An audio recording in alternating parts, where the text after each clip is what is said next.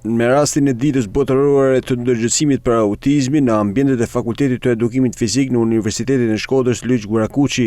u zhvillua një aktivitet sensibilizues i organizuar nga Klubi Studentor Observer, nga Departamenti i Psikologjisë dhe Punës Sociale në bashkëpunim me Klubin Studentor Vebi Hoti nga Departamenti i MSUESisë. Ky aktivitet kishte si synim të rrisë ndërgjegjësimin mbi spektrin e autizmit, të promovoj përfshirjen dhe mirëkuptimin në shoqëri, si dhe të sjellë në vëmendje rëndësinë e mbështetjes për individët dhe familjet e tyre. Aktiviteti i sotëm i titulluar Diversiteti është forcë është një aktivitet që zhvillohet në kuadër të ditës ndërkombëtare të ndërgjegjësimit ndaj autizmit dhe vjen si një bashkëpunim midis Klubit Studentor Observer dhe Klubit të Mësuesisë Vebi Hoti. Pjesëmarrës janë profesionistë të fushave, specialistë dhe profesorë, të cilët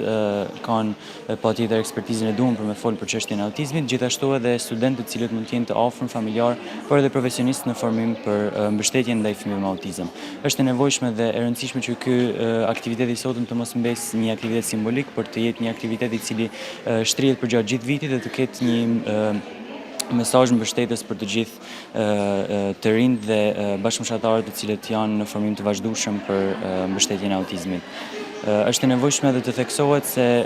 fëmijët me autizëm duhet të mbështeten nga familja, nga komuniteti dhe nga shkolla për të pasur një mbështetje dhe një pranim gjithmonë të vazhdueshëm, sepse asnjë fëmijë nuk meriton të mbetet pas. Përshëndes edhe një herë fort klubet studentore dhe veçanërisht klubin Observer, që faktikisht ka marrë këtë iniciativë dhe ju që jeni të pranishëm sot. Edhe njëkohësisht edhe ju që nesër pas nesër do të jeni pjesë të këtyre,